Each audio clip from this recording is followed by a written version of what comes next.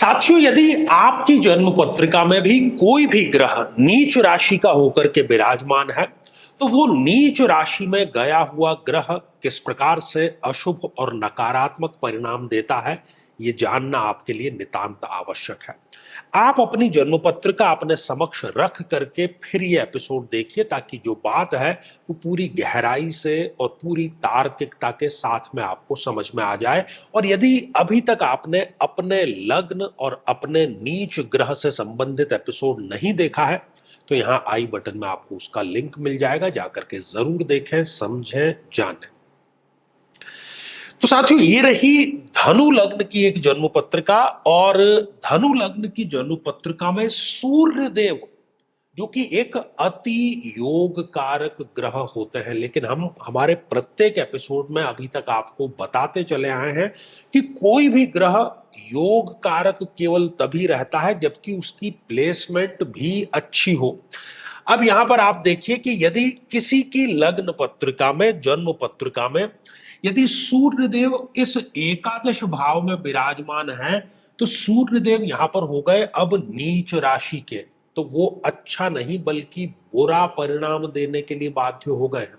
जैसे कि एक कोई सत्पुरुष है, महात्मा है, संत आदमी है, लेकिन वो नशा करने वालों के बीच में जाकर के बैठना प्रारंभ कर दे, तो फिर कोई भी उसका आदर सत्कार नहीं करता। ग्रहों के साथ में भी सिर्फ ऐसा ही है। तो सूर्यदेव नीच राशि के हो गए हैं।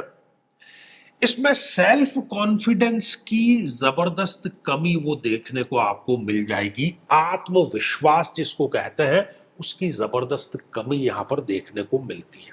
दूसरी बात, सूर्य जो है वो पिता का कारक ग्रह है। ऐसी स्थिति में पिता के साथ में सदैव 36 का आंकड़ा रहता है। पैतृक संपत्ति व्यक्ति का जितना हिस्सा है उतना उसको कभी मिलती नहीं है। और सरकारी कार्य जो है वो उसके बनते ही नहीं। 3 दिन का जो काम है वो 30 दिन में भी पूरा उसका नहीं हो पाता है। साथ ही जब हम शरीरगत बात करते हैं, तो पेट और पाचन तंत्र का कारक ग्रह सूर्यदेव है। तो ये पेट और पाचन तंत्र से संबंधित भी कोई गंभीर समस्या व्यक्ति को जरूर दे देता है। सिर के बालों पर आप यदि इनके नजर डालेंगे, तो उम्र से पहले ही वो झड़ना प्रारंभ हो जाते हैं। सिर और मस्तिष्क से संबंधित कोई समस्या इनके बनी रहती है। हड्डियां, क्योंकि विटामिन डी सीधा हड्डियों से संबंध है, विटामिन डी का सीधा सूर्य से संबंध है, तो हड्डियों से संबंधित समस्या भी ये देते हैं।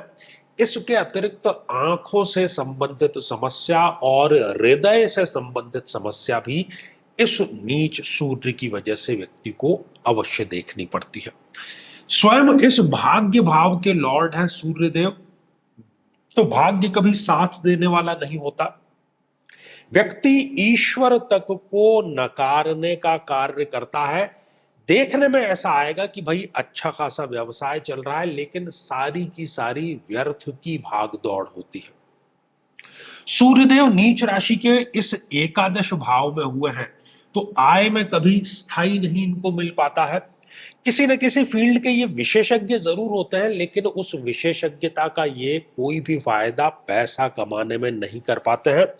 इच्छा शक्ति होती भी है, लेकिन इच्छा पूर्ति नहीं हो पाती। ये नीच राशि के सूर्य देख रहे हैं इस पंचम भाव को, तो आकस्मिक धन हानि चाहे शेयर मार्केट या अन्य किसी माध्यम से सदैव होती ही रहती है।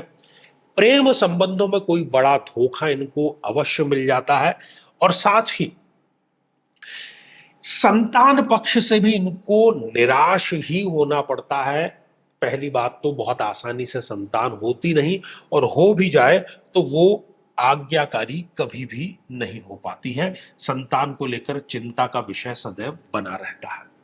तो साथियों, हमने देखा कि धनु लग्न में सूर्य एक अति योग कारक होते हुए भी यदि नीच राशि के हो जाए, तो वो सही परिणाम कभी भी प्रदान नहीं कर पाते हैं। अब ऐसी स्थिति में करना क्या रहा? साथियों, पिता के साथ में आपको संबंध अच्छे रखने ही पड़ेंगे, क्योंकि सूर्य का वो प्रतिनिधित्व कर रहे हैं आपके लिए।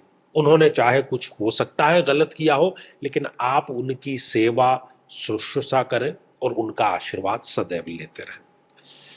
कम से कम 1 वर्ष में एक बार अपने वजन के बराबर गेहूं अवश्य दान करें किसी अनाथ आश्रम में, किसी गुरुद्वारे में, जहां पर उसका उपभोग किया जा सके।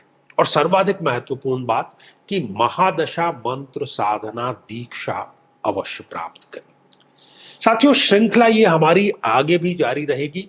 यदि आप भी चाहते हैं कि आपकी कुंडली का सूक्ष्म और वैज्ञानिक विश्लेषण हो, तो आगामी समय में मैं स्वयं इन शहरों में उपस्थित रहूंगा। आप समय लेकर के मिल सकते हैं या फिर टेलीफोनिक या वीडियो कॉल के माध्यम से भी आप जुड़ सकते हैं।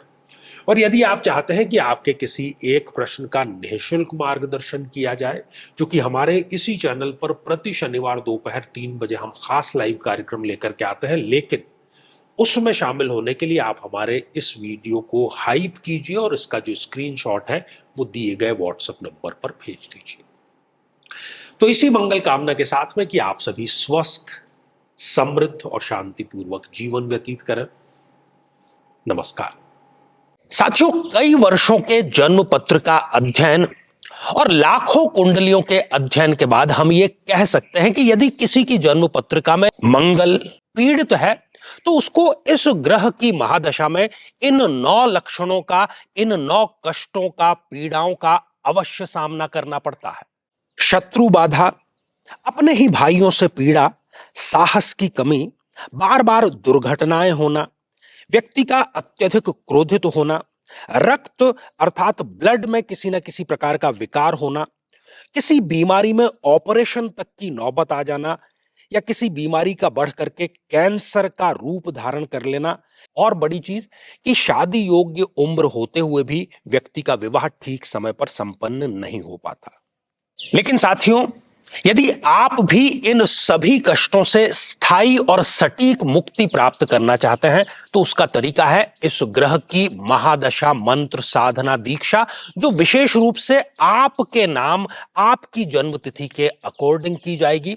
और गुरु दीक्षा के माध्यम से अभिमंत्रित माला भी आपको प्रदान की जाएगी, ताकि न केवल ये सारे कष्ट दूर हों, बल्कि ये पूरी की पूरी महादशा आपके लिए शांतिदायक और सुख समृद्धिदायक साबित हो।